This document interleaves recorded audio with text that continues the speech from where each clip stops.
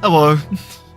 Sorry guys, I didn't realize you'd already started chatting in here. I was still setting up. How's it going, guys?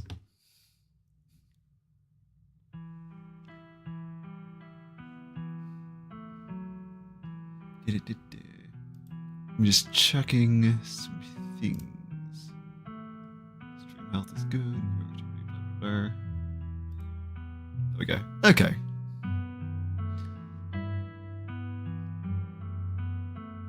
A triple ad. Wow, what the fuck? Okay.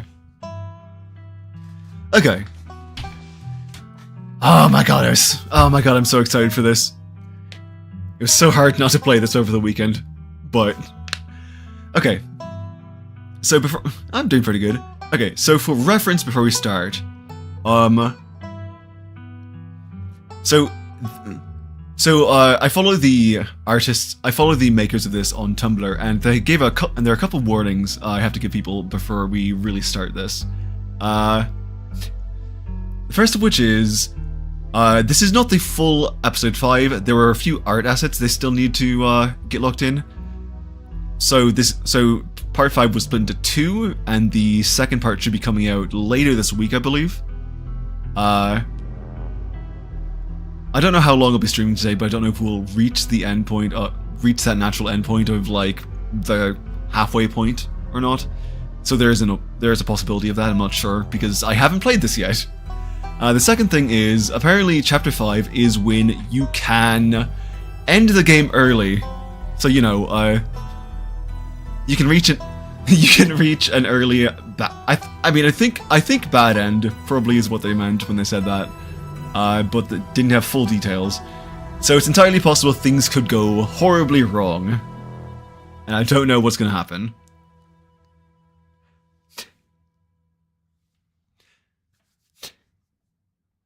So, yeah, let's get started. I don't know. I can't give anyone any warnings as to what to expect for this chapter because I don't know. I'm experiencing this as fresh as you are. Yes, we will give a recap of episode 4 quick. You opened your eyes, it's a new day, but your thoughts are interrupted by the buzz of your phone on the nightstand. There's nothing from Stella. Let's see, the pumpkin being stolen. The police being absolutely fucking useless. Again. Also, hi Owen, good to have you. Let's see. Police still fucking useless. The pastor being creepy, and his child is creepy too, and also he can talk to animals. Ah yes, Catholic alpacas, the most important thing.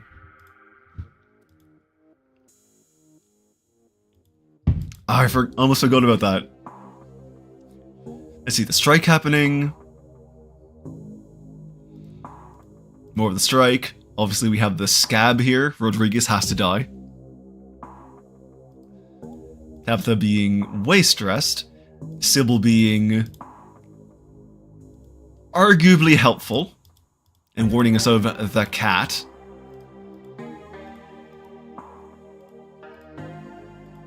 The entire thing with Reese in the clinic and his... all that. And Wayne showing up. Who I did flirt with because someone was really horny for him and asked me to.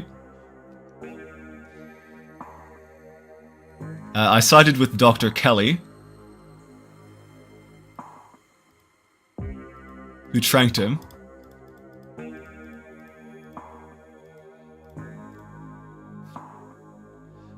That is no furry I've ever seen, unless... No, he's... Okay, so okay, Felby, to give the briefest possible overview, Dr. Kelly was possibly impregnated by a sleep paralysis demon, and that's where Reese came from. And when he hit puberty, he started to change, and so she started medicating him to keep that from happening. Also, we found Stella, after she was missing, found out that the reason she'd been looking for ghosts was because her parents died in a car crash and she'd been hoping to find proof of the afterlife. Also, we had a ice cream social with Tabitha.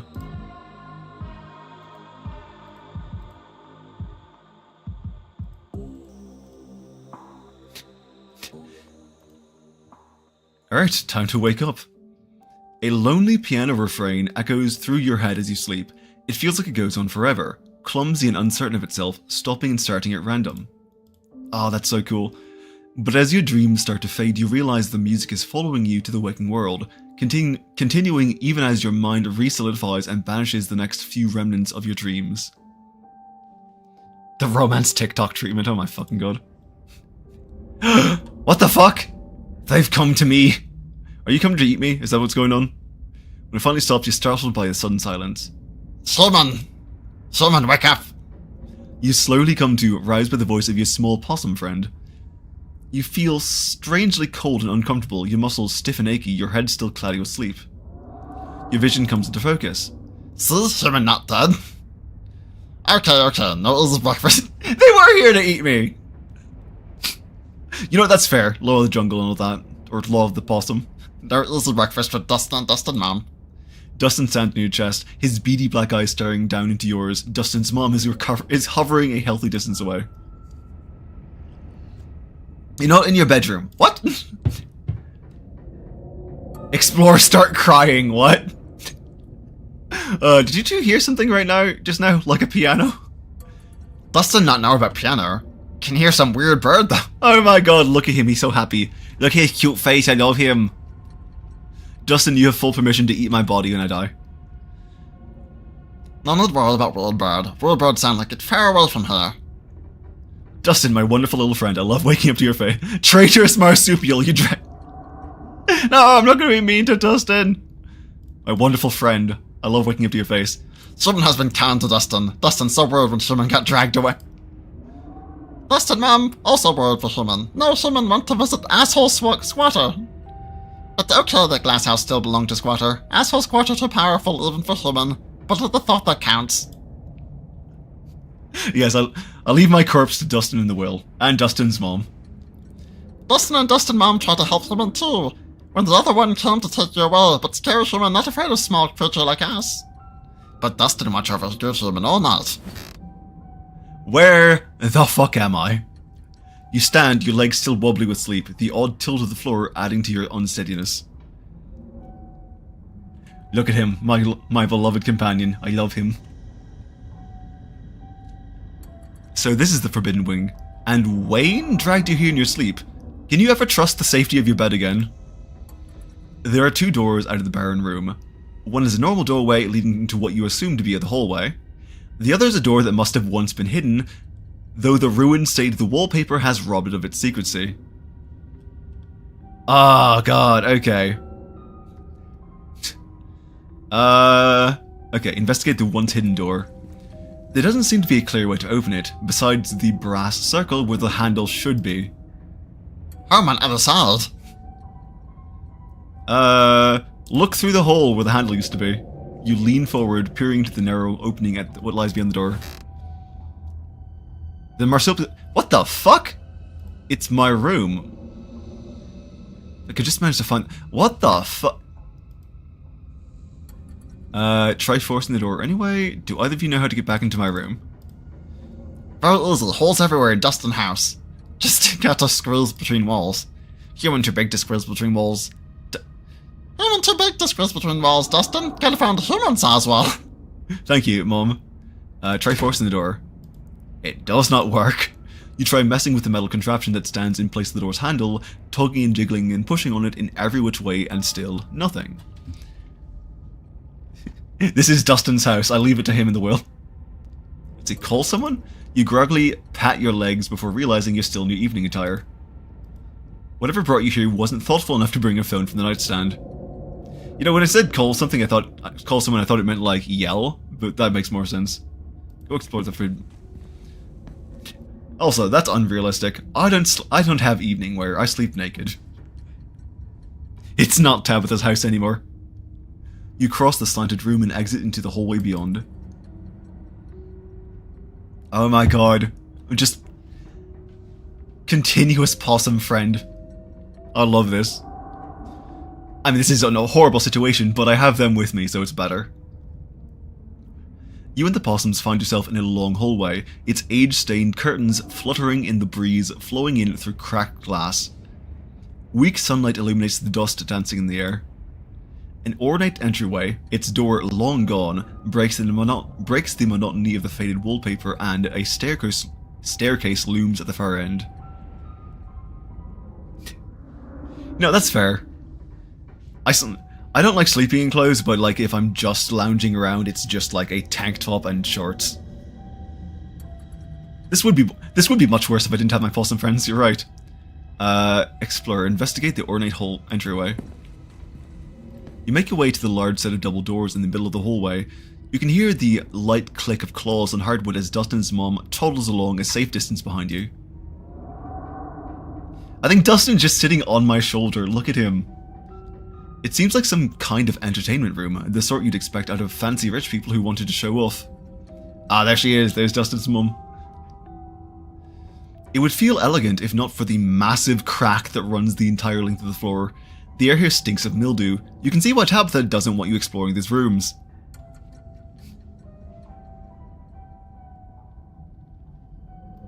Yeah, that's fair, Whist. There is a large painting on the far wall of the room. From a distance, it looks like it might depict the town. Something else catches your eye too. A bookshelf, or rather, what's left of a bookshelf, hanging by a single rusted hinge. Let's see... Must be behind Dustin's head. Its sagging shelves reveal some sunless space beyond, once hidden, now exposed by the rot of the house. Dustin almost never come in here. All open space, too scary. But room behind wall is good. It's good hiding place. Dustin hide there sometimes. You're so smart, Dustin.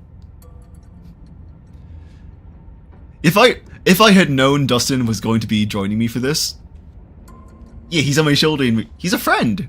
Dustin is my friend. If I'd known Dustin was going to be along with this, been along with me the entire time, would have renamed this something else. Like, I don't know. Exploring the darkness with my best friend. As he references this room behind wall, Dustin stares at the broken down bookshelf that had already caught your eye. Alright, let's see. Examine the painting. The painting highlights a number... It's in surprisingly good shape too, actually. The painting highlights a number of old buildings and locales, many of which you've already visited. The town hall, the estate, the mines, and the clinic, still called a hospital at the time of the painting. The church, and then there's somewhere you've yet to see, the historical Callaway / Tremaine households. Homesteads, not households. I think that's what it said. Homesteads, yes. The faded bronze plaque beneath reads, in commemoration of Enoch Scarlet, head of the Scarlet Hollow Landmark Revitalization Project. Let the past never be forgotten. That's a no guess. It's always making mark on old cloth. Does not know that cloth is for Ethan. Alright, let's check that forbidden room. You test each step as you make your way across the room. Especially careful as you cross over to the ruined section of the floor in front of the bookshelf. You can hear Dustin's mum hurrying behind you. We go to the dark room now? Good, big open space bad, vulnerable to attack. Oh, this place is weird as fuck, what the hell? There's something so funny about, like, about the possums being on the, being just on the background here like this. Like, if you're an adventure game, they'd be what you click on. The space is dark. Its features barely illuminated by the faint light trickling in through the myriad of cracks and holes in the wall. The wallpaper, a deep exquisite red, adds a blood-like glow to the dimness. Oh hey, Confederate flag. Dustin Venture, yes! God, the descriptive writing in this game is really good. The walls are lined with ornate display cabinets, some empty, some still presenting their antique treasures. Nestled between the cabinets, a single tall bookshelf remains standing, its occupants dusty but mostly intact. But all of these are ornamental details. Your focus is drawn to an expensive-looking antique desk at the center of the room. Good plus to take a nap. I'm sure people did, Dustin. Well, I have to examine the desk. Let's see. Open the top drawer. Mostly contains old-timey letter writing materials, complete with a fancy dagger-shaped letter opener and wax stamping kit emblazoned with the initials ES. You can't help but notice the wax has been nibbled. Red stuff stick to Dustin's tooth. Tastes good though. I love you, Dustin. Underneath you find a pile of crumbling financial documents. Scrawled in neat cursive in every spot that needed a signature is the name Enoch Scarlet. This must be his desk, meaning this is also his study. What a bitch. At the very bottom of the drawer, you're surprised to find a face you recognize staring back at you. An antique photograph of a young man, his blonde hair nearly white against the dark sepia background. It's Teddy. He looks almost exactly the same as he did in your vision. Almost. There's a carefree look in his eye that seems to have faded by the time he found his way to that hospital. Oh yeah! Enoch must have been lying to that doctor. If the man he spoke to wasn't Teddy, why would there be a picture of him in Enoch's study? Because Enoch is a lying bastard. Duh. Close the drawer. Let's see, bottom drawer. It offers some resistance as you try to pull it out. It seems that it was locked, though the bit of metal attempting to hold it shut seemed to have rusted to the point of uselessness years ago. It gives in with a sharp tug, rotting wood splintering softly somewhere within the century-old desk. Inside you find a strange collection of glass vials. Their surfaces are clouded over, but you can make out what seems to be paper, preserved somehow inside the containers, a hint of writing visible at the edges. You notice some of the corks have been lightly... Of course they have. Pretty good for eating. Dustin always saved those for special occasions. Tastes like old pond, fine vintage. Fucking... Okay, I'm gonna open the vials. I want to see what happens. You reach for them but hesitate before opening it. This is a fragile thing and it hums with a strange energy. You close your eyes and focus on that hum, and to your surprise, in the back of your mind you hear it. To Miss Maeve, I know it has been several years since my last visit, but I do hope that you remember the young lad who used to find himself at your doorstep more than you probably would have liked. I write to you now with the utmost urgency. I'm not sure if the news has yet reached you regarding what transpired just yesterday. Many lives were lost, the town is in a frenzy. I hope to mitigate some of the damage that has been done, and thus must speak with you at once. I attempted the journey to your place of residence but was unable to locate it. You once told me of another way to reach you, though it seems nothing but a half-remembered fantasy. I am acting in desperation. I can only hope the letter finds its way to you, as you once said it would in my hour of need. I must meet with you at your soonest convenience. Sincerely, ES. You reach for another.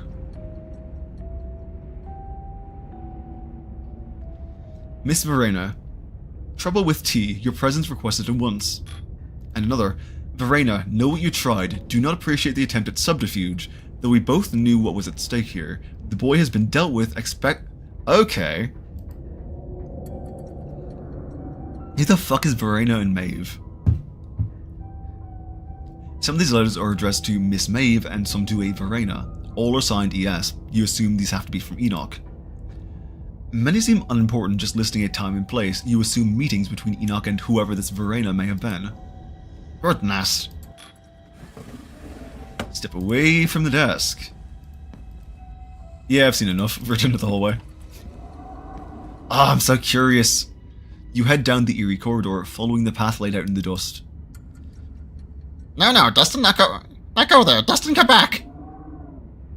You turn to face Dustin's mom, who stands a little ways down the corridor from you, her posture tense.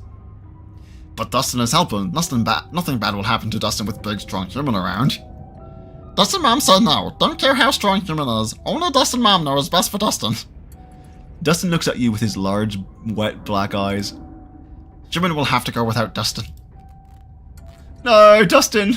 Oh well. He clambers down from his place on your shoulders, gripping your clothes with his little clawed hands.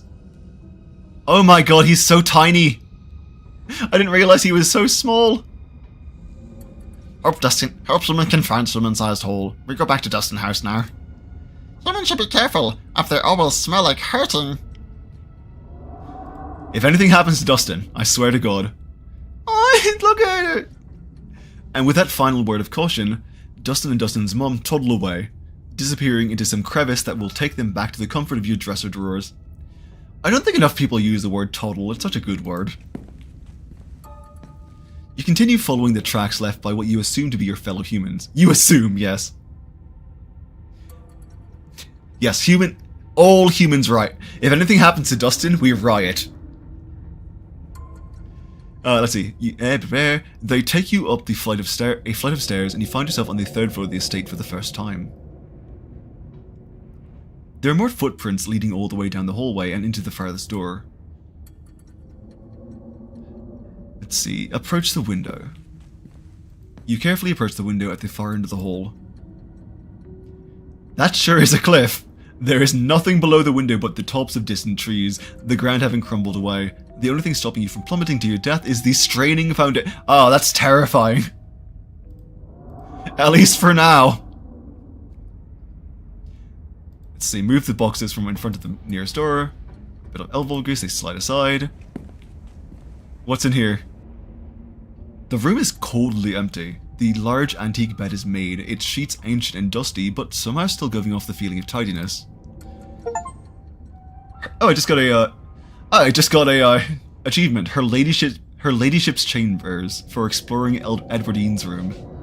Hey, she's got her creepy doll things that she really liked. Hang on a second. Even with the cobwebs stretched between each corner of its four-poster frame.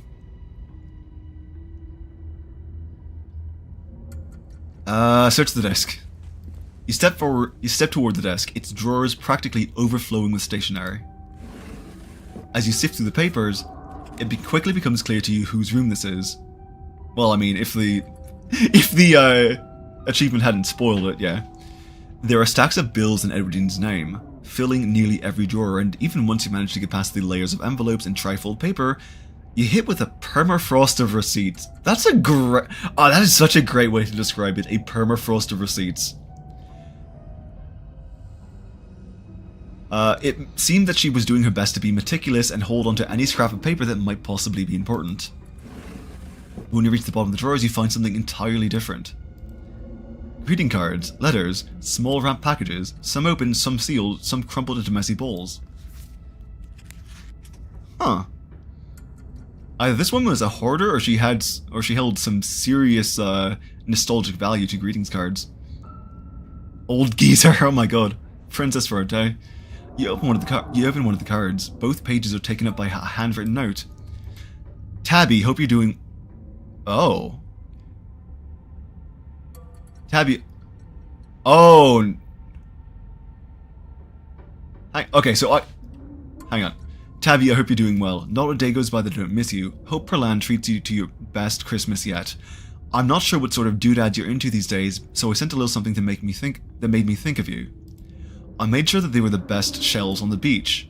Not sure how rare any of them are, but they're awful pretty, and they've still got that beach smell. And make sure you put your ear up to them too. It doesn't compare to the real thing, but it comes close enough. In any case, in case you think this makes me a cheapskate, I made sure to send along a little cash too, so you can hopefully get yourself something a little nicer than glorified beach trash. Make sure you get Perlan to take you to the nice toy store, because that's where I'd take you if I was there. Okay, so there are two possibilities from this. Either Tabitha lied about her dad never contacting her, which I don't buy. The more likely explanation is that Perlan was hiding it from her in her attempts to control her daughter. If you get the time, I'd love to hear from you. I miss you so much, Tabby, and I'm always thinking of you. You can come out and visit me anytime. I know you've always wanted to see what it's like out east. I made sure to write out my address on the back of this card, just in case you didn't know how to get a hold of me. Been missing you, my incredible, wonderful, amazing daughter. All my love, Dad. Wow, okay. That's quite the revelation.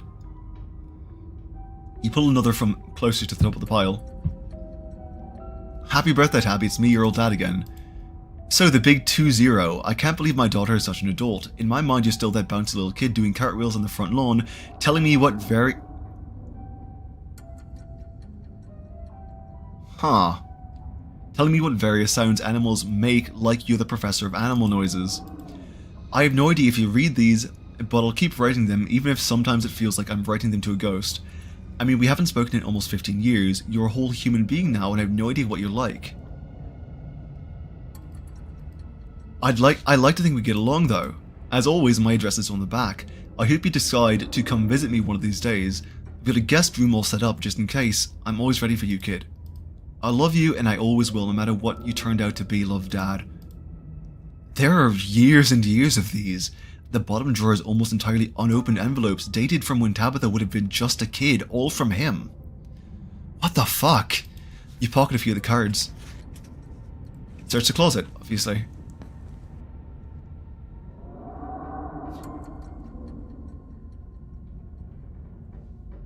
Well, Tabitha believed that her dad didn't want anything to do with her. Well, what she told us, at least, when we hung out, was that her dad didn't want anything to do with her, and that she only had her mom. He knew her when she was 5, and that's pretty old to not remember him. So either something happened to make her forget him, or Perlan's gaslighting was that strong. Hard to say. It seems Edwardine kept things neat and orderly, or as neat and orderly as she could, considering the decaying state of the place. You can't help but notice that the dresses are looking strikingly like the style Tabitha wears. You can imagine Perlan sifting through Edwardine's old trunks of clothes, recycling moth-eaten vintage dresses for her daughter in place of buying anything new. The only thing here, besides her clothes and shoes, is a box shoved off to one side. You pick it up. Child-sized overalls, striped shirt, a small pair of trousers with suspenders still attached. One of those little Hang on a sec.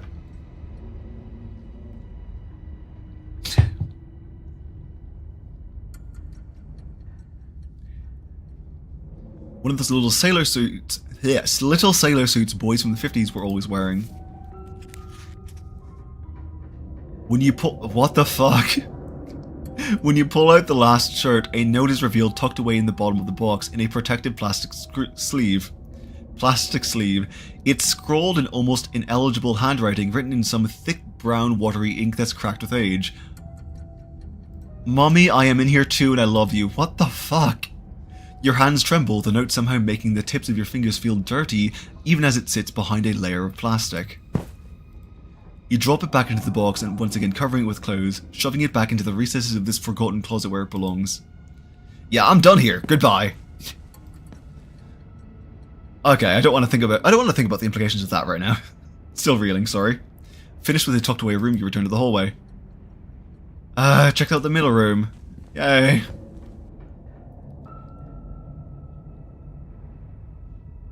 This space was clearly once a nursery, though no child has been here in a long, long time. Check the bookshelf. The other option is correct. I don't want to spend any more time here than I have to, but I am so curious. The top shelf is occupied by antique picture books, Dick and Jane, books of nursery rhymes, ancient editions of Grimm's fairy tales. The lower shelves are full of educational material, from children's encyclopedias to writing practice bookworks.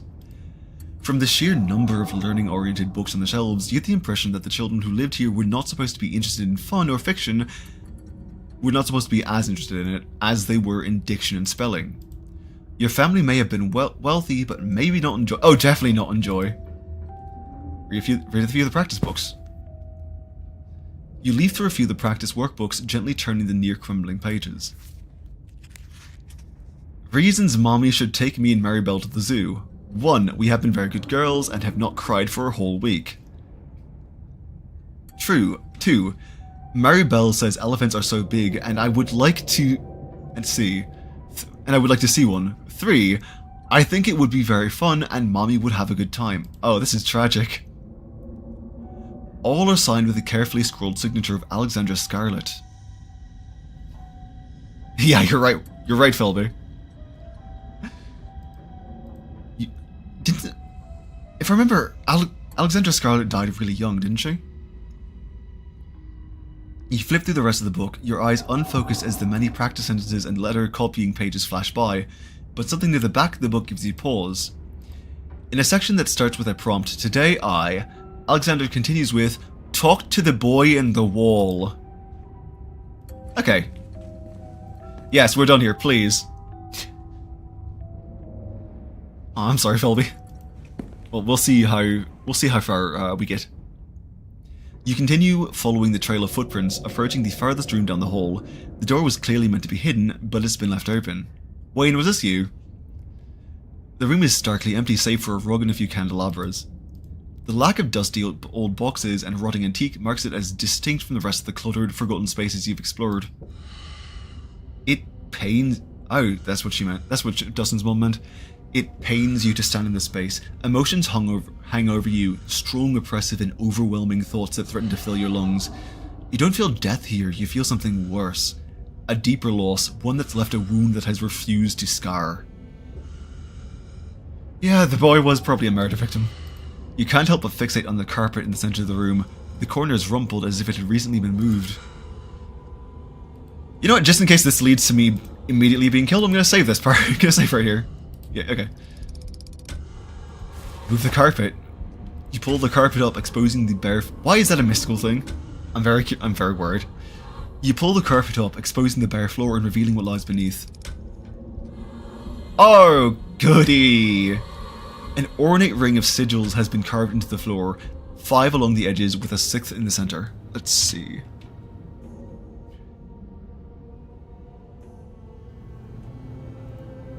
The circle emanates a now uncomfortably familiar feeling.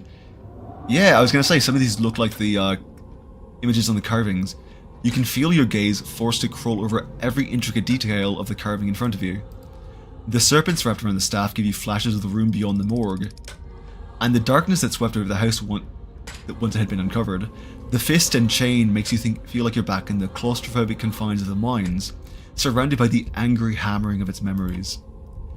The horns have the same nightmarish, dreamy feeling of the world constructed by the furious ghost of Charles Shaw Jr.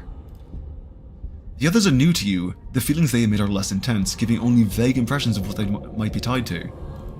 Golden fields, the mewling of fresh souls, just slithering out from the womb and desperate to be fed. Another that rings like bells in your mind, calling you not towards it, but away from it, pushing you from its threshold and into the darkness. But the central symbol is the strongest of all. It echoes across the room, a vast ego proclaiming its dominance. Oh god, okay.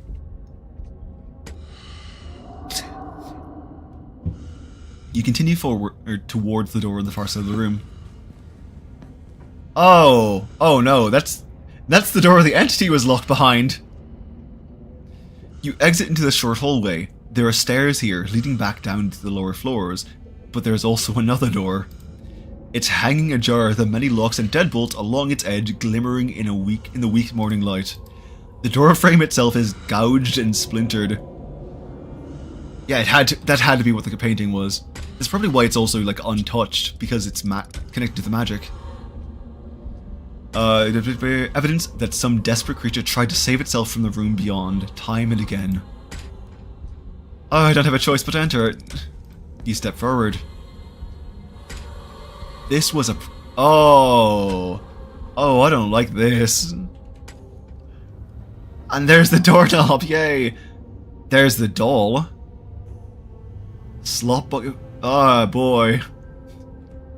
This was a prison cell. I can't read what that says. Everything about this place reeks of neglected humanity. The walls are covered in scratches, legible words mixed in with nonsense of desperate clawing. The one window set high in the far room is fitted with a thick pane of glass, as if the iron bars just beyond it wouldn't be enough to hold the imprisoned. You can't help but notice the doll from your closet sits watching you from the bed, one eyelid drooping. It adds an extra layer of menace to the already deeply unsettling room. Property of Alexandria. Fuck. The pain radiating from these hot walls howls through your mind. Whatever lived here lived in constant torment. But the etchings in the walls are more than just evidence of the suffering that went on here. Whatever was trapped in these walls was trying to send a message to you or to anyone who might happen across it. No, Whis, you didn't. That's the first I've heard of it. Your eyes are drawn to the massive almost letters, dug as deep into the brick as the cell's prisoner could manage, highlighted with whatever pigments were available. Probably blood. Mystical. It almost looks like a word, though none of the lines meet up, causing you to constantly doubt whether they're letters at all, or just lines that fool the eye into imagining shapes that aren't there. Your stomach clenches with nausea as you run your eyes along the deep furrows in the wall, but whatever was in here wanted these words to be known, so you do your best to store them away, trying to burn the image of them into your mind, carved deep into the wall, bloody against the filthy brick. And then, one final detail grabs you, a metallic glint from the filthy bare mattress, a doorknob. Ah, the music is not helping me. Oh, this is so unsettling. This is what you've been looking for. Was it left here for you? Obviously. Check the handle. As you take it, a sound wraps around you. Music. Oh, no, I don't like that. No, make that music go away, please. The tinkling of piano keys played by a clumsy hand. They echo up the narrow staircase at the end of the hall. Alright. I know, I'm sorry for saving so often, but like, I'm so paranoid. You've come this far. Clearly you're meant to go just a little further. If I do, like, somehow die or end the thing early, I want to not have to reread everything on stream for you guys. The stairs take you into what you have to assume was once a servant's quarters, a network of cramped passages hidden away behind the expansive rooms of the estate without so much as a window for illumination. But you persist and descend deeper into the bowels of the Scarlet Estate, the echoing piano your only company. It is so atmospheric and so horrifying. I love and hate this. Soon enough you see light again, the sun creeping in through the edges of a nearly hidden door. This feels even spookier. You're at the end of another long corridor. Its high ceilings and tall windows are almost disorienting as you step out from the cramped, gloomy stairwell. The music echoes mournfully in the vast space, a chorus of wind adding a melancholic harmony as it whips in from the overgrown courtyard outside. That's such good description, oh my fucking god. That means the locked door to the Forbidden Wing is just down the hall. But you've yet to confront your guide. Alright, let's find them. The musician plays on as you move cautiously through the dark. The slope, now so dramatic it feels like walking downhill. Jagged remains of the floorboards jutting out like splintered trees. Yep, it's Wayne. Hi, Wayne. Like your piano playing? The flow of notes finally stops as you reach an open doorway to what was once a music room. Wayne stands from the bench of a battered grand piano, turning to face you. Answer his call. Angel of Music, answer his call. Okay, so this was a Phantom of the Opera reference. So now you've seen it, Writin.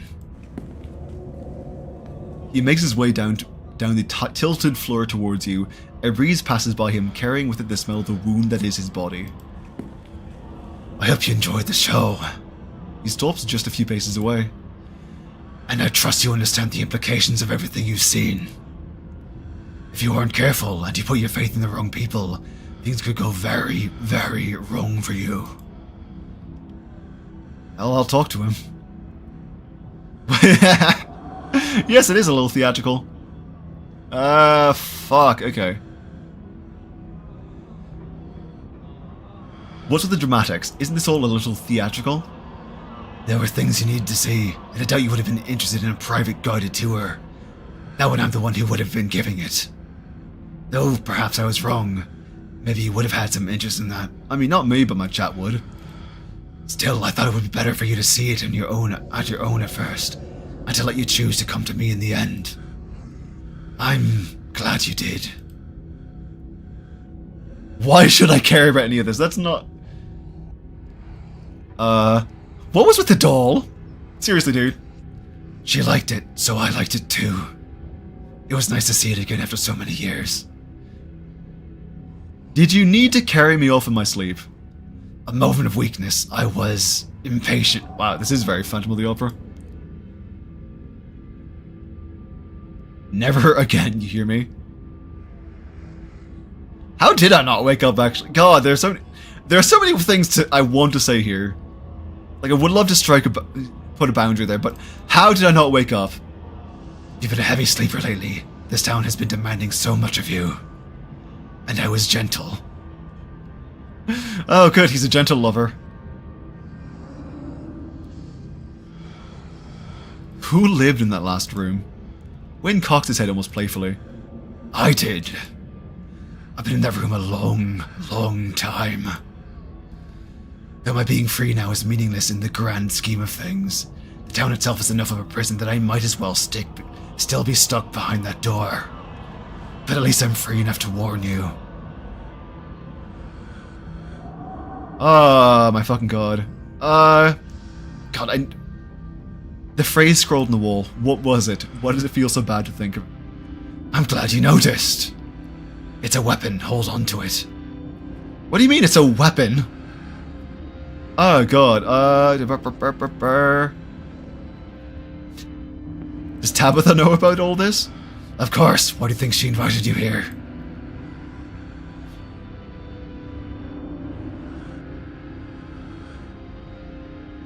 Oh, that absolute bitch. Oh god. Ah, fuck. She's my cousin, I love her, she wouldn't? Is that so? Then why didn't she ever speak to you before now? Do you want to bet your freedom on a bond that's less than a week old? I've given you a glimpse into one of your possible futures. You can choose to believe that Tabitha will shrug the generations of duty and expectations that have fallen on her shoulders all because of some deep familial love. But do you really think she will? Do you want to bet your freedom on it? Tabitha will always be a Scarlet. Oh boy. Is it there? I don't know if I'm gonna have time. I don't know if he's gonna interrupt me again, but let's see. What do you mean the town is a prison? I can't leave. No one really can. As it stands now, Scarlet Hollow doesn't like letting go of its prisoners. They may be able to cross the town line, but not without paying a price. That can be changed, though. It wasn't always this way, and it was never meant to be. We can put an end to it. I'm starting to make him sound like Batman. What the fuck?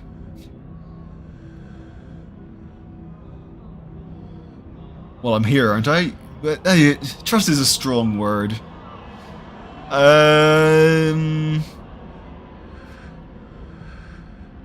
How do I know you're the right person to trust? Ah, man. I do feel bad about asking that, but...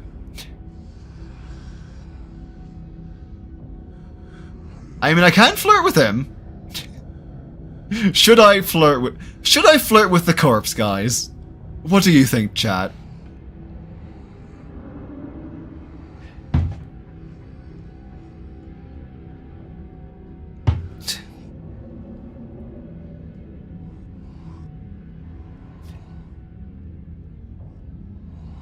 Okay, fine.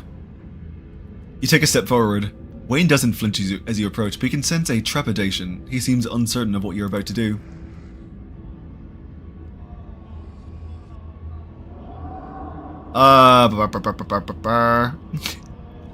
What are you?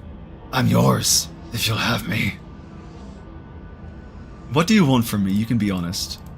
He hesitates, his bright eyes staring deep into yours, unblinking. If you're sure you're ready to know. Wayne takes a step forward, closing what little gap remains between you. The unsteady floor causes you to stumble back against the wall. Wayne looms over you, his outstretched arm blocking you from escape. There's only him and you locked in a near embrace.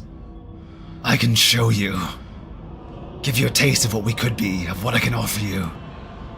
He's breathing more heavily now. It's slight but noticeable. He's excited but trying not to show it. If you're ready.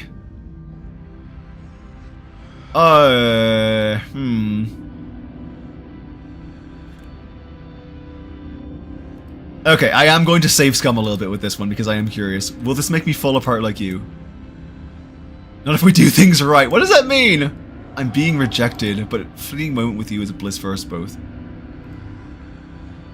Nod silently. Let's... Wayne stares down at you, bright eyes shining through the veil that flutters slightly with each breath. His other arm reaches up towards your throat. He rests his palm on the nape of your neck. It's warmer than you'd expect, calloused and cracked, his fingers strong as they tighten around you. There's a sudden sharp pain as if you've been struck with a pin and the unsettling feeling of something squirming. You can't help but try to jerk away from him, as if the squirming slithers its way up your throat. His fingers grip tighter, holding you firmly in place. Then it stops. A pleasant numbness starts to spread from the base of your skull, flowing down your spine, enveloping you in a wave of bone-deep serenity. Your surroundings become unfocused, vision swimming as your head lolls to the side, hair standing on end in the full body shiver of an intense... What the fuck? What did he do? You're vaguely aware that your legs have collapsed from under you. Wayne holds you up, one of his arms curling around your waist, pressing you against him as you lose yourself in the sensation. And it's over. Share a moment of bliss with your guardian angel. Ecstasy. That's the name of that achievement. He lets you go.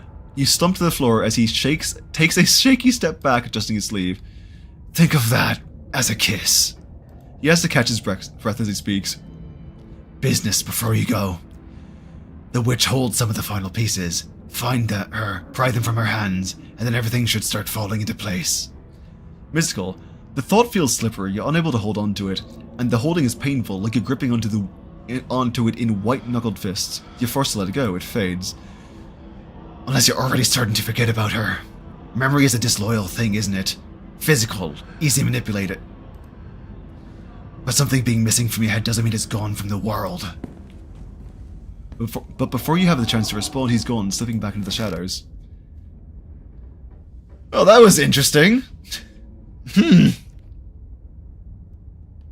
Somehow you manage to gather yourself, stumbling to your feet. Your legs tremble unsteadily beneath you as you slowly recover from whatever it was Wayne did. And though you try to pull yourself out of it, your mind seems reluctant to part with the few lingering ounces of that incredible feeling. A foggy, dreamlike haze cloaking your thoughts. Did he drug me? Is that what happened here? He has drug hands. But you can't stand here basking in it forever. You have your door handle and you can have much to do today. Nothing left for you to do here but leave. What the fuck? You make your way back to where you woke up and slot the heavy door handle into the secret door behind the wall. On the wall. It twists and the door pulls back and you stumble through your closet and back into your bedroom. You lean against the door frame as the last dregs of the intoxicating kiss should really be in quotation here, leave your system, returning you to a semblance of normality. The estate has gotten to you. After the events of this morning, your body burns with a ferocious itch to leave this place, to be anywhere but here. Yeah, you think? You leave in a haze, mindlessly grabbing clothes and an uncharged phone, barely even noticing your surroundings as you rush outside, the morning's revelation seizing your body and mind alike with a suffocating grip.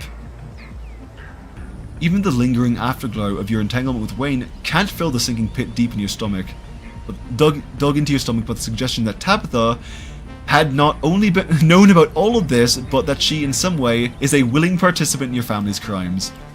Not only that, but she has designs for you. Even after the two of you connected last night. Even after sacrificing years of her life for you. But it must be true. You've had a glimpse of the brilliant colours of Wayne's soul. Something that beautiful, that expansive, couldn't lie to you. It wouldn't lie to you. Mystical, clear your mind. You close your eyes and take a deep breath, doing your best to separate your thoughts from the rush dominating your body. Maybe you can't trust Wayne after all. Even if you can, at least now it's something you can consider.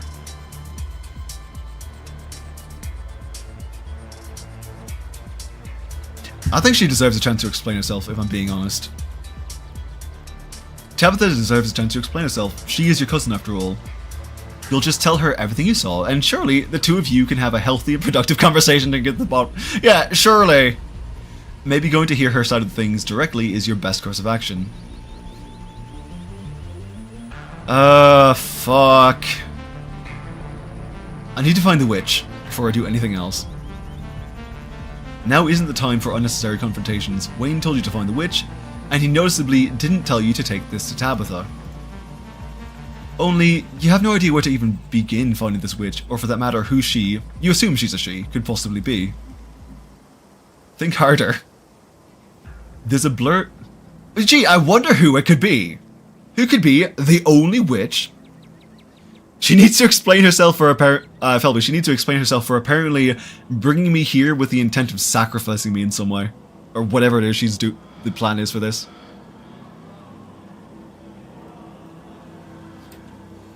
Let's see, there's a blurred place that comes to your mind when you think about the witch. Less of a place and more of a location, but less of a location. The idea of a location. Yeah, gee, again, it's obvious who it could be, game. A sort of almost location where you feel like you know where it's meant to be, but where you couldn't for the life of you describe it, but you couldn't follow that important feeling. Walk alongside this strange feeling? Yes. You follow that blurry feeling, your attention drawn with a tunnel-like focus to the rhythmic falling of your feet. Your surroundings distant and unreadable. You lose sense of time as you go.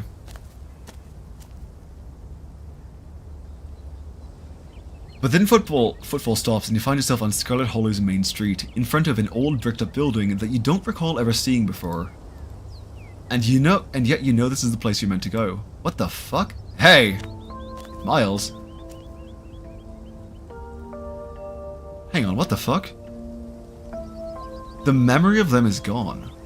You turn to see Miles, a person you know, but who you realize now that you cannot place.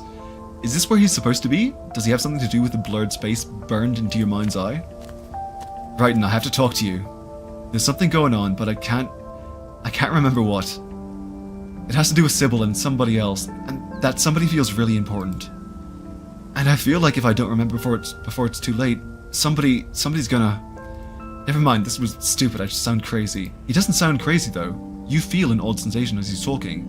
A creeping recognition. Yeah, it's Kanika! But you can't seem to hold on to it, a slippery thought that refuses to be fully recognized.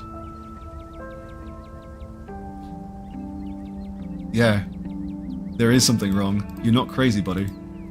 But you draw a blank on just who Miles' family is supposed to be.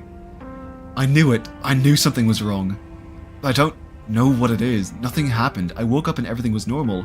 I had cereal and then Sybil said she was going somewhere with somebody.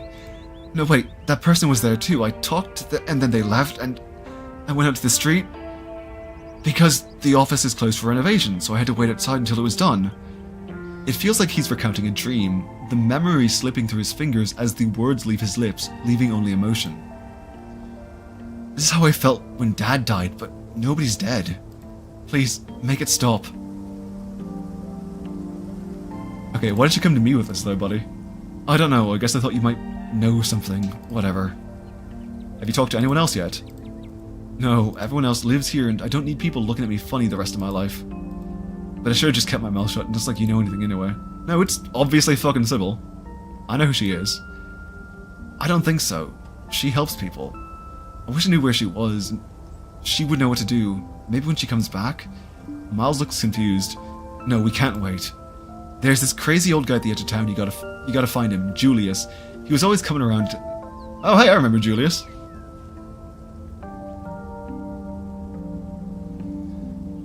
He was always coming around to ask me weird questions. I don't remember what he asked or what I said, but I feel like it's important. And he wrote it all down in a notebook. You gotta get him to show you that notebook. I'd go out there, but I can't think straight. No, not right now. I need somebody to fix this for me. I don't want to feel like this. Not again. Please, not again. He shoves a map into your hands and turns away, hiding his face as it cracks with emotion. I really didn't want to ask anybody for help. That's how bad it is, okay? Don't tell anybody what I said, though. I don't need people thinking I'm crazy. And then he's walking away, though where, you can't be sure, if he even has a destination at all. This place seems like a dead end, but you have a new lead to follow. Anything but that. No, I'm gonna fucking follow the map. This is the end. Ah, no! That's all? Next Friday, February 20th. Okay. That is actually... Okay, so that's this Friday. Okay, so that's where this route ends right now.